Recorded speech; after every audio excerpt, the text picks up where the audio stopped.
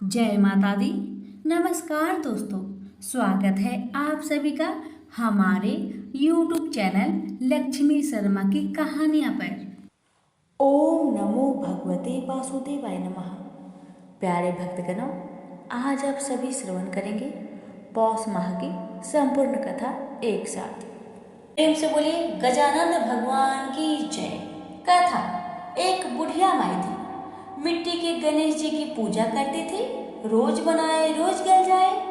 एक सेठ का मकान बन रहा था। वो बोली, पत्थर का गणेश बना दो। मिस्त्री बोली, जितने हम तेरा पत्थर का गणेश करेंगे उतने में अपनी दीवार न चिनेंगे। बुढ़िया बोली, राम करे तुम्हारी दीवार टेढ़ी हो जाए। अब उनकी दीवार टेढ़ी हो गई। वो चीने और ढा देवे, चीने और ढा देवे। इस तरह करते करते शाम हो गई।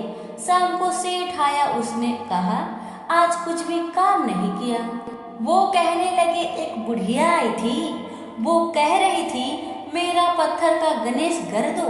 हमने नहीं करा तो उसने कहा तुम्हारी दीवार टेढ़ी हो जाए। तब से दीवार सीधी नहीं बन रही है, बनाते हैं और ढा देते हैं। सेठ ने बुढ़िया को बुलवाई। सेठ ने कहा, हम तेरा सोने का गणेश गढ़ देंगे, हमारी दीवार सीधी कर दो। सेठ ने बुढ़िया को सोने का गणेश गढ़ दिया। सेठ की दीवार सीधी हो गई। जैसे सेठ की दीवार सीधी की, वैसे सबकी करना। कहानी कहने वाले, सुनने वाले, हुक्कार भरने वाले सभी पर अपनी कृपा सदा बनाए रखना। प्रेम से बोलिए गजानन भगवान की जय। किसी गांव में दो बहन और भाई रहते थे। भाई अपनी बहन से मिलने जा रहा था। रास्ते में एक सर्प बैठा था। सर्प बोला, मैं तुझे डसूंगा। भाई बोला, तू मुझे मत डस, मैं अपनी माँ का एक ही बेटा हूँ, अपनी बहन का एक ही भाई हूँ। सर्प बोला, ना तेरी 9 ग्रह की दशा लग रही है, मैं तो तुझे डसूंगा ही। भाई बोला, अच्छी बात, मैं अपनी बहन से मिला हूँ, आते समय मुझे डस लेना। सर्प बोला, क्या पता तू आए या ना आए, कहीं दूसरे रास्ता से चला जाए तो, इसलिए मैं तुझे अभी डसूंगा। भाई बोला, अच्छा तू मेरे थैले में बैठ जा। सर्प थैले में बैठ गया, ऊपर से बेल पत्ते से ढक दिए। भाई बहन के घर गया। बहन 9 ग्रह की कहानी कह रहे थे। बहन भाई से बोली, भाई तू बैठ जा, हम पीछे बात करेंगे, पहले तू मेरी कहानी सुन ले। बहन ने कहानी कही, जीव की, जानवर की, हाथी की, घोड़े की, भाई बहन के घर के धनिक की, धी के जामाई की, देवरानी की, जेठानी की, सास की, ससुर की, संग की सहेलियों की, सबकी 9 ग्रह शांत हो जाए। ग्रह चले 8 पग, बंदा चले 4 पग, सांप बिच्छू भौरे सब आग में जल जाए। कहानी कह के खड़ी हुई और भाई से बोली, भाई थैले में क्या लाया है? भाई बोला, बहन कुछ नहीं लाया। बहन जबरदस्ती थैला को छीन ली। थैला खोलकर जब बहन ने देखा तो बेल के पत्ते, केले के पत्ते, संतरे के फल बन गए हैं और सर्प हार बन गया है। केले संतरे बच्चों को बहन ने दे दिया और हार को खुद पहन लिया। जब बहन हार पहन के आई तो भाई बोला, बहन तू तो बहुत गरीब थी, इतना महंगा हार तुझे कहाँ से मिला? तो बहन कहने लगी, हाँ भाई मैं तो गरीब थी और अभी गरीब ही हूँ, ये हार तो तूने लाया है। तो भाई बोला, नहीं बहन, मैंने तो हार नहीं लाया, मैं तो अपना मौत लाया था। तेरी कहानी कहने से ये नाग हार बन गया है, ये तेरे भाग्य का है, इसे तू ही रख। बहन भाई से बोली, भाई तुम्हारे 9 ग्रह की दशा लग रही है, मेरी भाभी से कहना वह 9 ग्रह की कहानी कहे। अब भाई घर गया और अपने पत्नी से बोला, हमारे 9 ग्रह की दशा लग रही है, हम कहानी कहेंगे, तू कहेगी मैं सुनूंगा, मैं कहूँगा तू सुनेगी। चावल चीनी के दाने ला, लोटा भर के पानी ला, चावल चीनी के दाने ले आई, लोटा भर के पानी ले आई। कहानी कही जीव की, जानवर की, हाथी की, घोड़े की, कुत्ते की, बिल्ली की, देवरानी की, जेठानी की, सासू की, ससुरे की, घर के धनी की, बहन की, भाई की, सबकी 9 ग्रह साथ हो जाए। ग्रह चले 8 पग, बंदा चले 4 पग, सांप बिच्छू भौरे सब आग में जल जाए। आज बार शनिवार, रविवार, सोमवार, मंगलवार, बुधवार, बृहस्पतिवार, शुक्रवार, शनिवार, 8 बारों को नमस्कार। धरती माता को नमस्कार, 9 ग्रह को नमस्कार। जैसे 9 ग्रह की दशा बहिन की उतारी, ऐसे सबकी उतारिए। कहते सुनते फुक्कार भरते, प्रेम से बोलिए 9 ग्रहों की देवी देवताओं की जय। कनकपुर गांव में भगवान विष्णु का एक मंदिर था। उस मंदिर के आगे एक सुंदर व काफी बड़ा बाग था। वहीं एक छोटी सी कुटिया में बाग का मालिक, जिसका नाम था जीतो अपनी पत्नी रमा के साथ रहता था। जीतो सारे दिन बाग की देखभाल करता, पेड़ों को पानी देता था। रमा घर का काम करती थी। घर का काम समाप्त होने के बाद अपनी कुटिया में तो मंदिर में जाकर भगवान विष्णु के भजन गाया करती थी। एक दिन वह अपनी कुटिया के बाहर एक पेड़ के नीचे बैठी भजन गा रही थी। तभी उसे एक मोर दिखाई दिया। वह रामा के पास घूम रहा था और अपने पंख को फैलाकर नाच रहा था। रमा ने मोर को नाचता देखा तो उसे बहुत अच्छा लगा। जब तक रमा भजन गाती रही तब तक मोर वही घूमता रहा।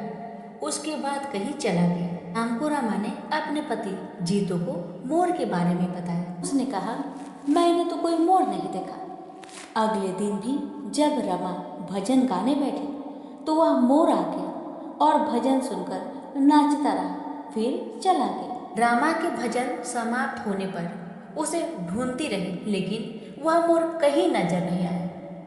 अगले दिन रमा मंदिर गई और मंदिर के पुजारी से मोर के बारे में पूछा। पुजारी ने कहा, बेटी, मैंने तो कोई मोर नहीं देखा, हो सकता है पास के जंगल से आया हो। तब रमा ने कहा, लेकिन बाबा, मैं जब भजन गाती हूँ वह तभी आता है और जैसे ही भजन पूरा हो जाता है वह चला जाता है, उसके बाद कहीं नजर नहीं आता। तब पुजारी बाबा ने कहा, बेटी, वह साधु या संत होगा जिसका जन्म मोर के रूप में हुआ है। वह जब भी भगवान श्री विष्णु के भजन सुनता है तो झूमने लगता है। इसी तरह कुछ दिन बीत गए। वह मोर हर दिन भजन सुनने आने लगा। एक दिन रमा ने जीतो से कहा, वह मोर हर दिन भजन सुनने आता है, मुझे कुछ समझ नहीं आ रहा। तब जीतो ने कहा, अरे बाग है, पंछी उड़ते उड़ते आ जाते हैं, ऐसे ही मोर भी आ जाता होगा। तुझे लगता है वह तेरा भजन सुनने आता है? हो सकता है वह खाने की तलाश में आता हो। अगले दिन जब वह मोर आया तो रमा ने बीच में ही भजन गाना बंद कर दिया और मोर के सामने जाकर बैठ गई। उसे देखकर मोर जाने लगा। रमा ने कहा, हे पंछीराज मयूर, तुम साधारण मयूर नहीं हो, मैं तुम्हारे बारे में जानना चाहती हूँ, तुम कौन हो? यह सुनकर मोर रोने लगा। उसने इंसान की आवाज में कहा, माता, मैं पिछले जन्म में एक शिकारी था। जंगल से मोर पकड़कर उनके पंख निकालकर बाजार में बेचा करता था।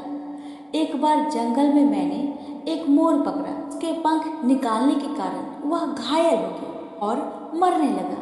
तब उसने मुझसे कहा, हे दुष्ट शिकारी, तूने धन की लालच में जाने कितने मोरों को मारा होगा। हमारे पंख निकालने के कारण जो कष्ट हमें होता है वह तू कभी नहीं समझ सकता। इसलिए मैं तुझे श्राप देता हूँ कि अगले जन्म में तू मोर बने और तुझे भी इसी प्रकार का कष्ट हो। यह कहकर वह रोने लगा। तब रमा ने पूछा, तुमने जो किया उसकी सजा तो तुम्हें मिल ही रही है, लेकिन तुम इंसान की तरह कैसे बोल लेते हो और इस श्राप से तुम्हें कैसे मुक्ति मिल सकती है? तब उस मोर ने कहा, आज जब कोई मेरे पंख निकालता है तो मुझे बहुत दर्द होता है, लेकिन इस कष्ट को सहते हुए जब से मेरा जन्म हुआ है मैंने श्री हरि विष्णु का नाम जाप शुरू कर दिया। इस जाप के कारण मेरे कष्ट कम हो गए।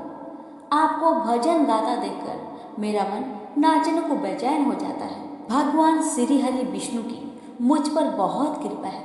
मैं कभी भी अपना रूप बदल सकता हूँ। यह कहकर वह सुंदर लड़के के रूप में प्रकट हो जाता है। उसे देखकर रमा बहुत खुश होती है और पूछती है, किंतु तुम किसी और को क्यों दिखाई नहीं देते? तब मोर रूपी लड़के ने कहा, मैं इंसान के रूप में रहता हूँ, किंतु जब कोई श्री हरि विष्णु का नाम का गुणगान करता है तो मैं अपने को रोक नहीं पाता और मोर के रूप में नाचने लगता हूँ। रमा ने आगे पूछा, तुम्हें इस शराब से कैसे मुक्ति मिल सकती है? क्या मैं तुम्हारी कोई मदद कर सकती हूँ? तब मोर ने कहा, माता, यह बहुत कठिन है। यदि आप अपने पति के साथ 1 सप्ताह तक बिना अन्न जल ग्रहण किए यज्ञ का अनुष्ठान करेंगी और मुझे पुत्र के रूप में पाने की कामना करेंगी तो भगवान विष्णु की कृपा से मुझे मोर के जन्म से मुक्ति मिल जाएगी और मैं आपको पुत्र के रूप में प्राप्त हो जाऊंगा। रामा ने शाम को यह बात अपने पति जीतो को बताई। जीतो ने मंदिर के पुजारी से बात की और यज्ञ का अनुष्ठान किया। 7 दिन लगातार यज्ञ चलता रहा। 7वें दिन यज्ञ की अंतिम आहुति के साथ मोर ने अपने प्राण त्याग दिए और 9 महीने बाद रमा के गर्भ से एक तेजस्वी बालक के रूप में जन्म लिया। कहा जाता है भगवान विष्णु की कृपा से हर प्राणी को कष्टों से मुक्ति मिल जाती है। प्रेम से बोलिए विष्णु भगवान की जय। एक राजा थे जिनका नाम था स्पर्श। वो माँ भगवती के बहुत बड़ा भक्त थे। वे दिन रात उनकी पूजा आराधना में लीन रहते थे। राजा को किसी चीज की भी कमी नहीं थी, बस उन्हें बच्चे की ख्वाहिश थी। सालों से बच्चा न होने के कारण राजा कुछ निराश रहा करते थे। एक दिन राजा की भक्ति से खुश होकर माँ भगवती ने सपने में आकर उसे 2 बेटी होने का वरदान दिया। आशीर्वाद मिलने के कुछ समय बाद राजा के घर एक बेटी पैदा हुई। बेटी पैदा होने की खुशी में राजा ने सबको दावत दी और बेटी की कुंडली बनवाने के लिए पंडितों को बुलवाया। सबने राजा से एक ही बात कही कि ये साक्षात देवी का रूप है। जहाँ भी इसके कदम पड़ेंगे वहाँ खुशियाँ ही खुशियाँ होगी। यह भगवती देवी की भक्तन होगी। इतना सब कहकर पंडितों ने लड़के का नाम तारा रख दिया। कुछ समय के बाद मंगलवार के दिन राजा के घर एक और बेटी पैदा हुई। ज्योतिषियों ने उसकी भी कुंडली बनवाई और उदास हो गए। राजा ने जब उनसे उदासी का कारण पूछा तो ज्योतिषियों ने बताया कि ये लड़की आपके जीवन में खूब सारा दुख लेकर आएगी। राजा ने ज्योतिषियों से पूछा कि आखिर मैंने ऐसे कौन से खराब कर्म किए थे इसने मेरे घर जन्म लिया है। ज्योतिषियों ने बताया कि आपकी दोनों बेटियां राजा इंद्र की अप्सराएं हुआ करती थी। इनमें से बड़ी बहन का नाम तारा और छोटी बहन का नाम रुकमन था। एक दिन ये दोनों मिलकर धरती की सैर करने के लिए गए। दोनों ने ही वहां पहुंचकर एकादशी के दिन का व्रत रखा। तारा ने अपनी छोटी बहन से कहा कि आज एकादशी का व्रत है, इसलिए बाजार जाकर कुछ ताजे फल ले आओ, लेकिन वहां कुछ खाना मत। रुकमन बाजार फल लेने के लिए चली गई। वहां उसे मछली के पकौड़े दिखे। उसने झट से उन्हें खा लिया और अपनी दीदी के लिए कुछ फल ले लिए। रुकमन से तारा ने पूछा कि तुम अपने लिए फल क्यों नहीं लाए? उसने जवाब दिया कि वो मछली के पकौड़े खाकर आई है। तारा ने गुस्से से कहा कि तुम पापिन हो, एकादशी के दिन तुमने मछली खा ली। ऐसे खराब कर्म के लिए मैं तुम्हें छिपकली बनने का श्राप देती हूँ। अब उसी जंगल में तारा की बहन छिपकली बनकर रहने लगी। वहाँ एक जाने माने ऋषि गुरु गोरख भी अपने कुछ शिष्यों के साथ रहते थे। उनके शिष्यों में से एक बहुत ही घमंडी था। अपने घमंड के चलते वो शिष्य कमंडल में पानी भरकर एकांत में बैठकर तपस्या करने लगा। तभी एक प्यासी गाय वहां आ गई। उसने सीधे अपना मुख उस कमंडल में डाला और पानी पी लिया। पानी पीने के बाद जैसे ही गाय अपना मुंह बाहर निकालने लगी तो कमंडल नीचे गिर गया और ऋषि का ध्यान भंग हो गया। ऋषि ने देखा कि गाय पानी पी गई है। अब गुस्से में ऋषि ने गाय को एक चिमटे से बुरी तरह घायल कर दिया। इस बात की जानकारी जब गुरु गोरख को पड़ी तो वो तुरंत गाय को देखने के लिए गए। जैसे ही उन्होंने गाय की हालत देखी वैसे ही अपने उस घमंडी शिष्य को आश्रम से बाहर निकाल दिया। कुछ दिनों के बाद गौ माता पर किए गए उस अत्याचार से होने वाले पाप को कम करने के लिए उन्होंने एक यज्ञ करवाया। इस यज्ञ के बारे में गाय को चिमटे से मारने वाले घमंडी शिष्य को भी पता चला। वे सीधे पंछी का रूप धारण करके यज्ञ स्थल पर गया और भोजन में अपनी चोट से मरा हुआ सांप डाल दिया। किसी को इस बात की खबर नहीं हुई।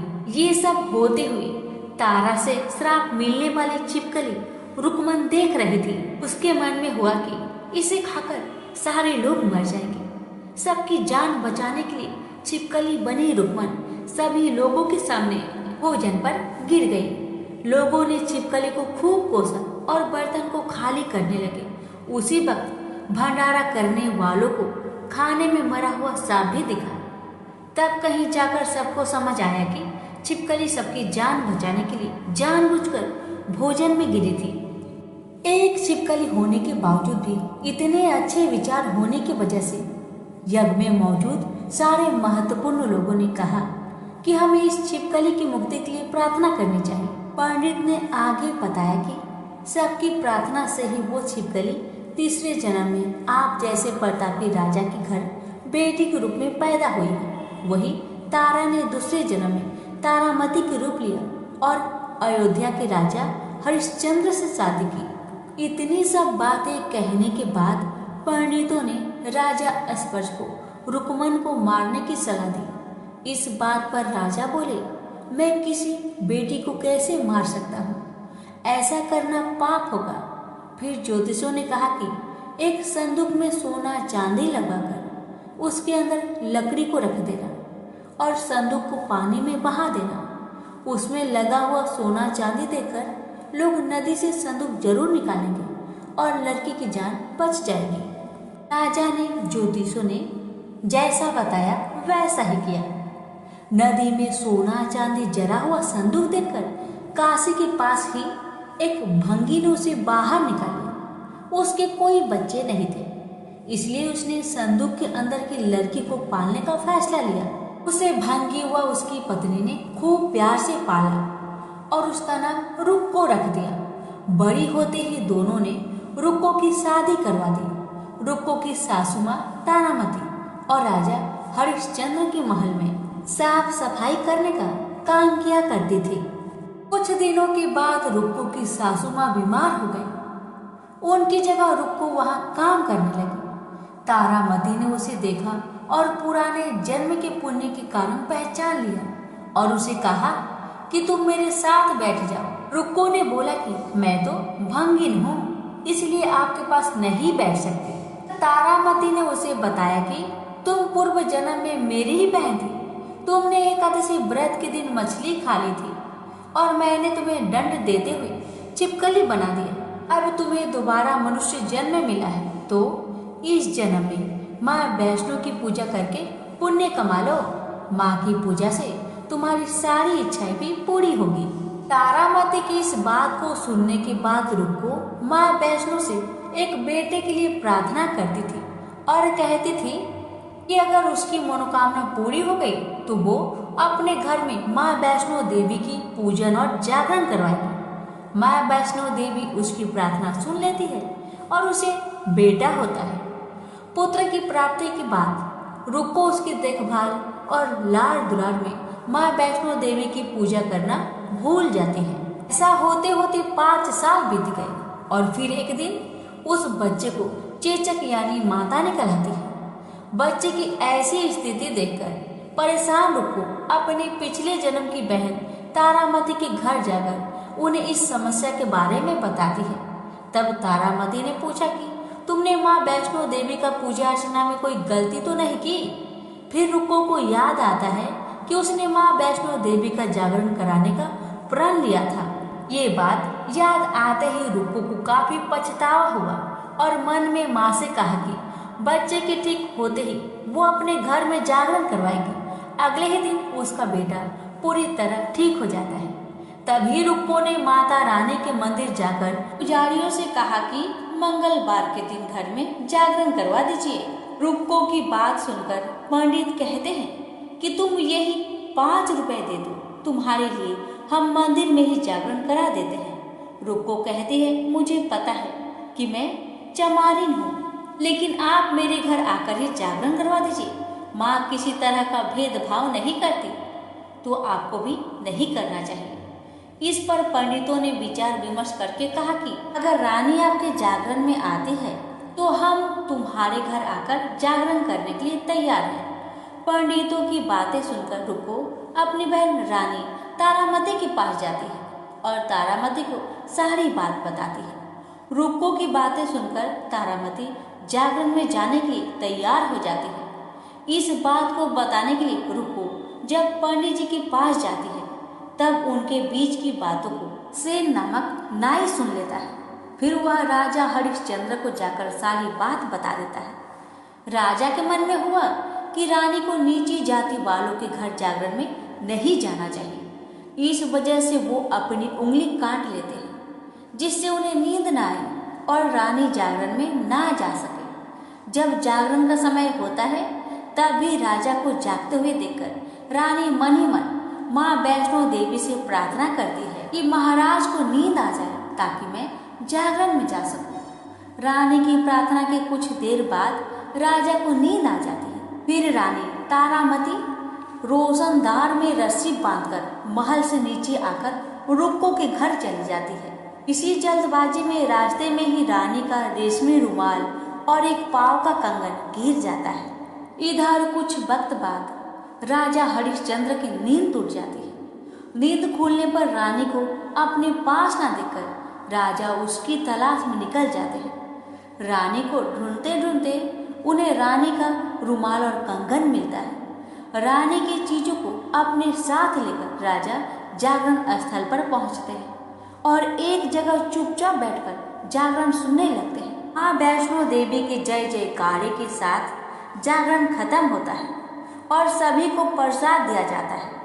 तब रानी अपने हिस्से के प्रसाद को झोली में डाल लेती है। रानी के ऐसा करने पर लोग उनसे पूछते हैं कि वो प्रसाद क्यों नहीं खा रही है। अगर आप प्रसाद का सेवन नहीं करती तो जागरण में आए लोग भी प्रसाद नहीं खाएंगे। तब रानी बोलती है कि वह प्रसाद राजा के लिए था, अब आप मुझे प्रसाद दीजिए। फिर अपने लिए प्रसाद लेकर रानी सबके सामने उसे खा लेती है।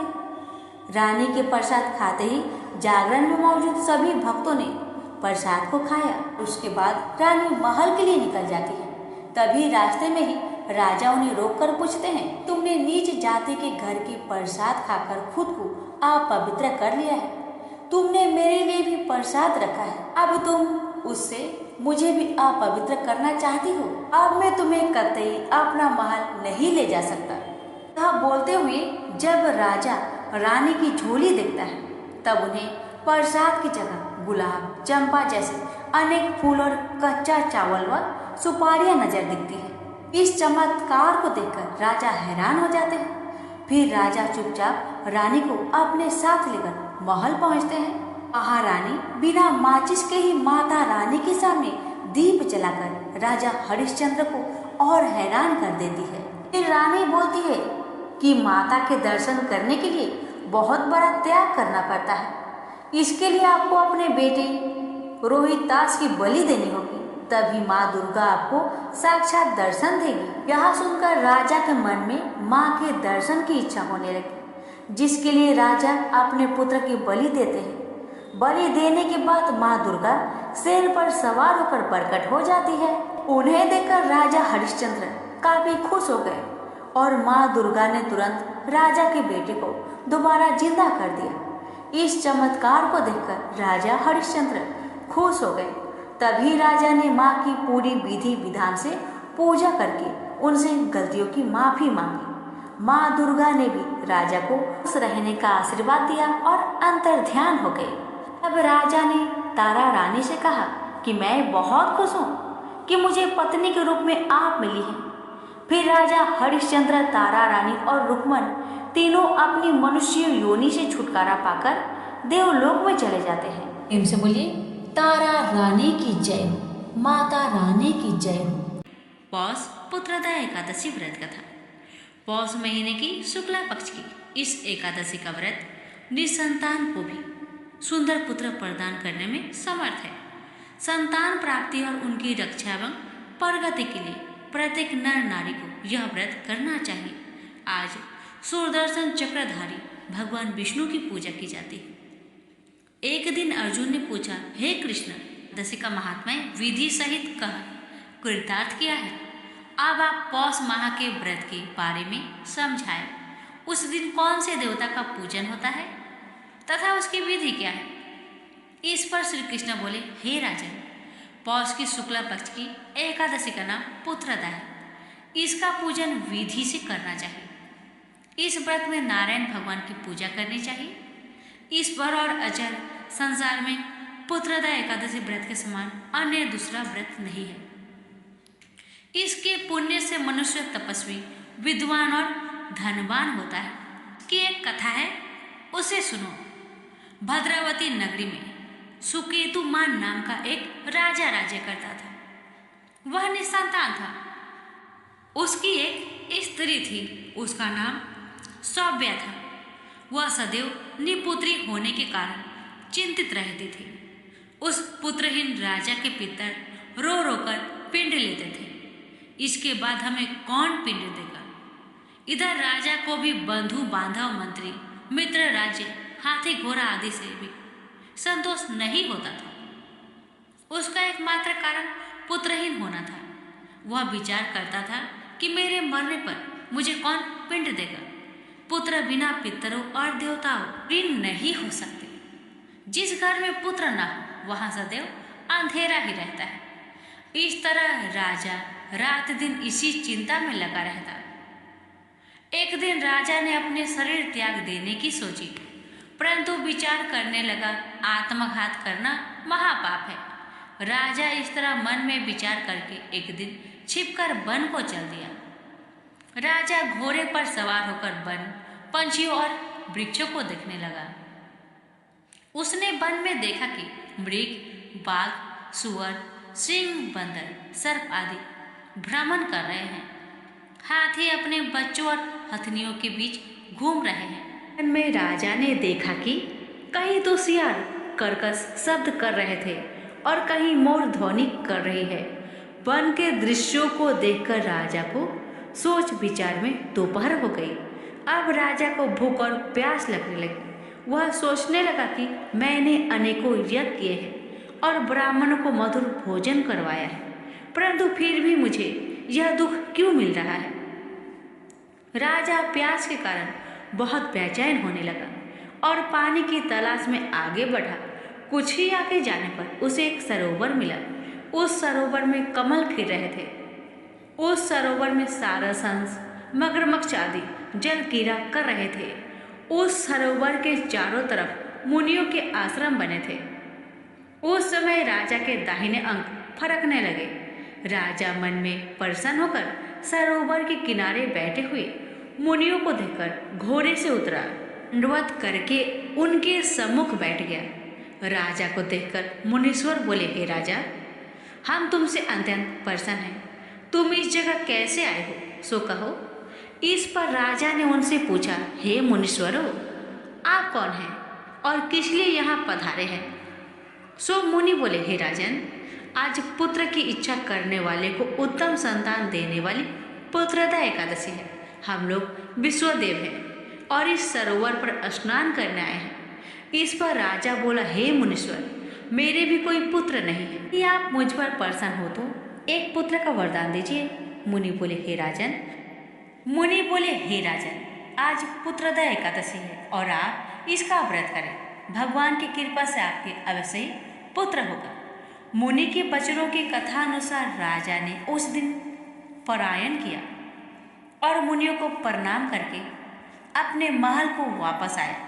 रात्रि में रानी ने गर्भ को धारण किया और 9 माह के पश्चात उसके उत्तम पुत्र रत्ना पैदा हुआ। वह राजकुमार बड़ा होने पर अत्यंत वीर, धनवान, यशस्वी और प्रजापालक हुआ। श्री कृष्ण भगवान बोले, राजन, पुत्र की प्राप्ति के लिए पुत्रदा एकादशी का व्रत करना चाहिए। जो मनुष्य इसका महात्म्य व श्रवण पठन करते हैं उसको स्वर्ग मिलता है। प्रेम से बोलिए लक्ष्मी नारायण की जय। एक गांव में 2 सेठानियां थी। एक के घर में बहुत धन था पर वह दिल से कंजूस थी और दूसरे के पास धन थोड़ा था मगर वह दिल से बहुत दयावान थी, बहुत दानी थी। छोटी सेठानी रोज सवेरे उठती, गंगा स्नान करती, तुलसी माता को सिंचती, वर पीपल को सिंचती और फिर भगवान के मंदिर में जाकर धर्मराज भगवान, सूरज भगवान की कहानी सुनते। एक दिन भगवान के भोग लगाकर अतिथि को जिमाती है, गाय कुत्ता के लिए ग्रास निकालती है।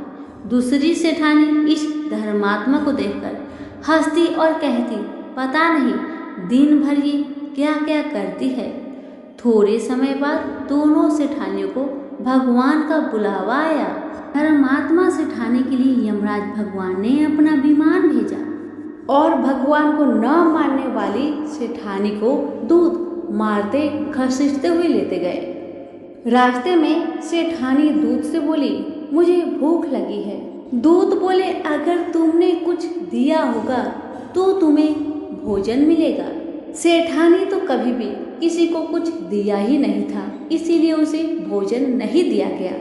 अब कुछ दूर आगे बढ़ने पर उसे प्यास लगी। वह फिर से दूत से कहने लगी, मुझे बहुत प्यास लगा है, थोड़ा पानी मिलेगा? दूत बोले, हाँ जरूर, अगर तुमने कभी किसी को पानी पिलाया होगा तभी तुम्हें पानी नसीब होगा। सेठानी ने कभी भी किसी को पानी नहीं पिलाया था, इसलिए उसे दूत पानी नहीं दिए। कुछ दूर आगे बढ़ने पर सेठानी को रास्ते में कांटे चुभने लगे, गर्मी पड़ने लगी, पर दूत तो उसे घसीटते ही ले जा रहे थे। अब सेठानी बहुत पछताने लगी कि मेरे पास सब कुछ था मगर मैंने कभी दान धर्म नहीं किया। इतने में यमराज भगवान का दरबार आया। तब सेठानी ने देखा कि धर्मात्मा सेठानी भगवान के पास सिंहासन पर बैठी थी। उधर दूसरी सेठानी को तपते हुए कुंड में डाल दिया गया। अब तो सेठानी यमराज भगवान से बोली, हे भगवान, मुझ पर दया करके आप मुझे 1.25 पहर का जीवन दान दीजिए, मैं वापस आकर दंड भोग लूंगी। यमराज भगवान तो बहुत दयालु है। उन्होंने सेठानी पर दया दिखाकर उसे 1 दिन का जीवन दान दे दिया। सेठानी के शरीर में प्राण संचार आते ही पंडितों को बुलाकर सेठानी ने धर्मराज जी की कथा सुनी, सब तरह से दान धर्म किया। इतने में समय पूरा हो गया। अब की बार धर्मराज भगवान ने सेठानी के लिए विमान भेजा। 1.25 पहर के दान धर्म से सेठानी को स्वर्ग मिला। धर्मराज भगवान ने जैसी कृपा सेठानी पर करी वैसी सब पर करना। कहानी कहने वाले, सुनने वाले और पुकारे भरने वालों पर सभी पर अपनी कृपा सदा बनाए रखना। तो प्रेम से बोलिए धर्मराज भगवान की जय। अटपट नगरी का एक गरीब ब्राह्मण लकड़ियों और घास के लिए हर रोज जंगल में जाया करता था। एक दिन उसने वहां वन देवियों को सूरज भगवान की पूजा करते हुए देखा। सूर्य नारायण के आह्वान का उनका अनुष्ठान अनूठा था। ब्राह्मण ने साहस जुटाकर उनसे पूछा कि ये क्या कर रहे हैं आप लोग? तब उन्होंने उत्तर दिया, यह सूर्य नारायण का अनुष्ठान है। ब्राह्मण ने कहा, मुझे भी इसकी विधि बताइए। तब वन देवियों ने कहा, नहीं, यह बहुत शक्तिशाली अनुष्ठान है। यदि हम तुम्हें सिखा देंगे तो संभवतः तुम अहंकारी हो जाओगे और इसे विधि पूर्वक न करोगे। ब्राह्मण ने वचन दिया, नहीं नहीं, मैं ऐसा बिल्कुल नहीं करूँगा। मैं विनम्रता पूर्वक संपूर्ण विधि का भली भांति पालन करूँगा। तब वन देवियों ने कहा, उसे अनुष्ठान की विधि समझाई कि रविवार को चंदन सार से सूर्य नारायण का चित्र बनाकर उसे पुष्प और फल अर्पित करे। उसके बाद 6 महीने तक हर रविवार को वह ऐसा ही करे। फिर उसके अगले 6 महीने गरीबों को दान करे। ब्राह्मण घर गया और रविवार से अनुष्ठान प्रारंभ कर दिया। उसके अनुष्ठान से सूरज भगवान बहुत प्रसन्न हुए। धन धान्य से ब्राह्मण का घर भर गया। उसे बहुत प्रसिद्धि प्राप्त हुई। एक दिन रानी ने उसे बुलवाया। राजमहल में जाते समय भय से उसकी टांगे कांप रही थी। रानी ने उसे बैठने को आसन दिया और सहृदयता से कहने लगी, डरने की कोई बात नहीं है। हमने आपको इसलिए बुलाया है कि हम चाहते हैं आप अपनी बेटियां हमें दे दें। ब्राह्मण सिसकते हुए कहा, मेरी बेटियां बहुत तंगी में बड़ी हुई है। राजवंश में उनके साथ चाकरों के समान आप व्यवहार करेंगी। रानी ने उसे आश्वस्त किया कि नहीं नहीं, ऐसी बात नहीं है, आप चिंता ना करें, उनके साथ राजसी व्यवहार किया जाएगा। एक का राजा से विवाह होगा और दूसरी का मंत्री से होगा। ब्राह्मण ने खुशी खुशी रानी का प्रस्ताव स्वीकार कर लिया। शीघ्र ही विवाह हो गए और ब्राह्मण की बिटिया ससुराल चली गई। पूरे 12 बरस ब्राह्मण उनसे मिलने नहीं आया। वह अपने काम और काज में और अनुष्ठान में व्यस्त रहता था। तथा 12 बरस बाद उसने बेटियों से मिलने की सोची। पहले वह बड़ी बेटी के पास गया। बड़ी बेटी राजा से ब्याही थी। बेटी ने पिता को रत्नजल चौकी पर बिठाया। सुगंधित जल से उनके हाथ पैर धुलवाए और मिठाई परोसी। ब्राह्मण ने कहा, जलपान से पहले तुम मेरी कथा सुनोगी? पर बेटी ने कहा, नहीं बाबा, आज मुझे अवकाश नहीं। महाराज अखेट के लिए प्रस्थान करने वाले हैं। मुझे उनके खाने की व्यवस्था करनी होगी। ब्राह्मण को उसका व्यवहार बहुत अशिष्ट लगा। वह क्रोध होकर वहां से चल पड़ा। ब्राह्मण वहां से छोटी बेटी के पास गया जो कि मंत्री से ब्याही गई थी। बेटी पिता को देखकर बहुत प्रसन्न हुई। बेटी ने उसे नक्काशीदार चौकी पर बिठाया, सुगंधित जल से हाथ पांव धुलवाए और उनके खाने के लिए मिठाई लेकर आए। ब्राह्मण ने कहा, बेटी, जलपान से पहले तुम्हें मेरी कथा सुननी होगी। बेटी ने कहा, हाँ अवश्य बाबा, कथा सुनकर मुझे प्रसन्नता होगी। यह कहकर वह घर के भीतर जाकर 6 मोती लेकर आए। 3 मोती पिता के हाथ पर रखे और 3 अपने हाथ में रखे। यह कथा ब्राह्मण ने आज से पहले किसी को नहीं सुनाई थी। उसने बेटी को बताया कि कैसे वह वन देवियों से मिला और कैसे उन्होंने उसे सूर्य नारायण का अनुष्ठान पूजन विधि बताया। बेटी ने एक एक शब्द को बड़े ध्यान से सुना। फिर ब्राह्मण ने मुदित मन से जलपान ग्रहण किया और घर लौट आया। पंडिताइन ने बेटी की कुशल क्षेम पूछी। ब्राह्मण ने उसे सारी बातें बताई और कहा कि बड़ी वाली मेरी बेटी ने मेरी कथा नहीं सुनी, उसे इसका फल भुगतना पड़ेगा। और वही हुआ। उसका पति सेना लेकर दूसरे राज्य पर आक्रमण करने गया था और वापस नहीं लौटा, पर दूसरी बेटी ने उसकी कथा सुनी थी, सो वह सुखी थी। उसकी समृद्धि दिनों दिन बढ़ती गई। दुर्भाग्य से बड़ी बेटी का पिंड नहीं छोड़ा। उसके लिए एक एक दिन काटना दूभर हो गया था। एक दिन उसने अपने बड़े बेटे से कहा, घर में कुछ नहीं है, अपनी मौसी के पास जाओ और कोई उपहार लेकर आओ। वह जो दे घर ले आना। अगले रविवार को राजकुमार मौसी के घर गया। वहां वह तालाब पर गया और स्नान करने आई औरतों से पूछा, तुम किसके यहाँ काम करती हो? उन्होंने उत्तर दिया, हम मंत्री की पत्नी की दासियां हैं। राजकुमार ने कहा, अपनी मालकिन से जाकर कहो कि उनकी बहन का बेटा आया है। ये भी कह देना कि उसके कपड़े फटे हुए हैं, इसलिए वो उसे पिछले दरवाजे से महल के भीतर आने दे। दासियां उसे पिछले दरवाजे से भीतर ले गई। मौसी ने उसके नहाने के लिए सुवासित जल रखवाया, पहनने को नए कपड़े दिए और राजसी भोज करवाया। फिर उसने बेटे को मोहरों से भरा हुआ कद्दू दिया। वह चलने लगा तो मौसी ने कहा, इसे संभाल कर ले जाना, कहीं खोना मत। पर रास्ते में सूर्य भगवान ने माली के भेष धारण करके मोहर से भरा हुआ कद्दू चुरा लिया। वह घर पहुंचा तो माँ ने उससे पूछा कि मौसी ने तुम्हें क्या दिया। राजकुमार ने खाली हाथ दिखाते हुए कहा, जो भाग्य ने दिया वह कर्म ने छीन लिया। मौसी ने जो दिया वह रास्ते में खो गया। अगले रविवार को रानी ने दूसरे बेटे को भेजा।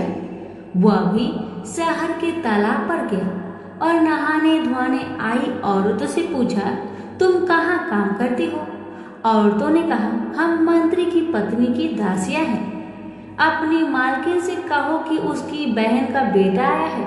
उसे भी पिछले दरवाजे से भीतर ले जाया गया। नहाने और नए कपड़े पहनने के बाद राजकुमार ने भोजन किया। वह चलने लगा तो मौसी ने उसे मोहर से भरी हुई खोखली छड़ी दी और बोली, इसे संभाल कर ले जाना, कहीं खोना मत। रास्ते में सूरज भगवान ग्वाले का रूप धरकर आए और उसकी छड़ी चुरा लिए। वह घर पहुंचा तो रानी ने उससे पूछा कि मौसी ने तुम्हें क्या दिया? राजकुमार ने खाली हाथ दिखाकर कहा, जो भाग्य ने दिया वह कर्म ने छीन लिया। तीसरे रविवार को रानी ने तीसरे बेटे को भेजा। वह भी सीधे तालाब पर गया। मौसी ने उसकी भी वैसे ही खातिरदारी की। उसे नहलवाया, कपड़े दिए और खाना खिलाया। चलते समय उसने उसे मोहर से भरा हुआ खोखला नारियल दिया और कहा, इसे संभाल कर ले जाना, खोना मत। रास्ते में राजकुमार कुएं की जगह पर सुस्ताने के लिए रुका। जैसे ही उसने नारियल जगत पर रखा, वह लुढ़क कर कुएं में गिर गया। छपाक। वह घर पहुंचा तो रानी माँ ने पूछा कि वह क्या लाया है। राजकुमार ने जवाब दिया, जो भाग्य ने दिया वह कर्म ने छीन लिया। चौथा राजकुमार गया, तभी वही हुआ। उसे मोहर से भरा हुआ कुल्हड़ मिला, जिसे सूर्य नारायण चील बनकर झपट ले गए। पांचवें रविवार को रानी खुद गई और जाकर तालाब पर खड़ी हो गई। छोटी बहन उसे खुद लेने के लिए आई और पिछले दरवाजे से घर में ले गई। नहलाने के बाद बताया कि उसकी विपत्ति का कारण यह है कि उसने बाबा की कथा सुनने से मना कर दिया था। फिर उसने दीदी को पूरी कथा सुनाई। रानी ने बहुत ध्यान से कथा सुनी और रविवार व्रत करने तक बहन के पास ही रही और दोनों बहनें बहुत ही श्रद्धा भक्ति के साथ सूरज भगवान की आराधना करती। रानी का अनुष्ठान पूरा भी नहीं हुआ था कि उसके दिन फिर गए। से समाचार मिला कि वर्षों की युद्ध के बाद उसके पति विजयी होकर अकूट धन लेकर साथ लौट रहे हैं। राजधानी लौटते हुए राजा अपनी साली और बहू से मिलने के लिए वहां रुका। जब उसने सुना कि उसकी रानी भी यही है, तो उसे लेने के लिए उसने पालकी और कुछ दासियां भेजी। नन्हे भांजे चिल्लाते हुए रानी के पास आए और कहने लगे, मौसी मौसी, तुम्हें लेने के लिए छत्र वाली पालकी आई है, साथ में हाथी, घोड़े और सैनिक भी है। सब देखने के लिए बाहर भागे। बरसों के विरह और व्यथा के उपरांत राजा और रानी ने एक दूसरे का हालचाल पूछा। बहनों ने एक दूसरे को मूल्यवान उपहार और रेशमी वस्त्र दिए। अगले दिन राजा और रानी ने अपने राजधानी के लिए प्रस्थान किया। पहले पड़ाव पर जब खाना बन गया तो रानी ने राजा के लिए और अपने लिए थाल परोसे। तभी उसे बहन से सुनी हुई कथा याद आई। उसने नौकरों को आदेश दिया कि वे पास के गांव में जाए और किसी निर्धन को लाए जो भूखा हो। गांव में उन्हें ऐसा कोई नहीं मिला, पर वापस आते समय उन्हें एक भूखा लकड़हारा मिल गया। वे उन्हीं को रानी के पास ले आए। रानी ने 6 मोती निकाले, 3 लकड़हारे को दिए और 3 अपने हाथ में रखे। फिर रानी ने उसे अपने पिता और वन देवियों की कथा सुनाई। लकड़हारे का रोम रोम कान बन गया। कथा सुनते ही उसके गड्ढर की सारी लकड़ियां सोने की हो गई। उसने शपथ ली कि वह पूर्ण विधि विधान से सूर्य नारायण का अनुष्ठान करेगा, बिल्कुल वैसे ही जैसे वन देवियों ने ब्राह्मण को सिखाया था। अगले दिन राजा रानी ने दल बल के साथ फिर पड़ाव डाला। खाना बन गया तो रानी ने राजा के लिए और अपने लिए खाना परोसकर सेवकों को किसी निर्धन और भूखे को लाने का आदेश दिया। आज वे एक किसान को लाए जिसकी फसल मुरझा गई थी और कुआं सूख गया था। रानी ने 6 मोती निकाले, 3 किसान को दिए और 3 अपने हाथ में रखे। फिर उसने उसे अपने पिता और वन देवियों की कथा सुनाई। कथा संपूर्ण होने से पहले ही उसकी फसल फिर से हरी भरी हो गई और सूखे कुएं में पानी भर आया।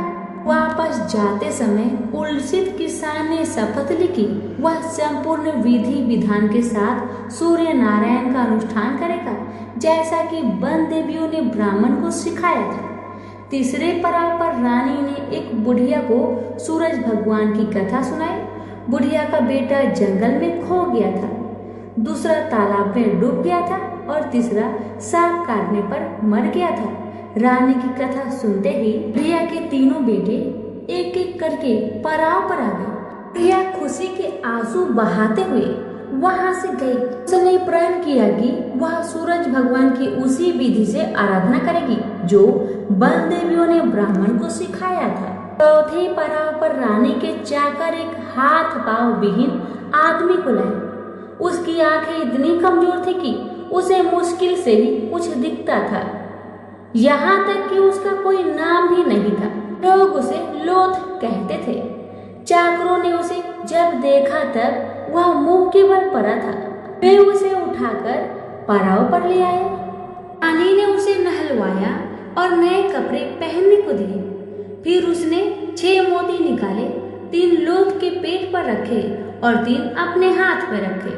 फिर उसने उसे अपने पिता और वन देवियों की कथा सुनाई।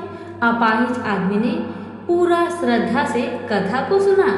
कथा सुनते ही उसके हाथ पैर निकल आए और इसके आंखों की ज्योत भी लौट आई। वो भी जाते समय अति प्रसन्न होकर गया।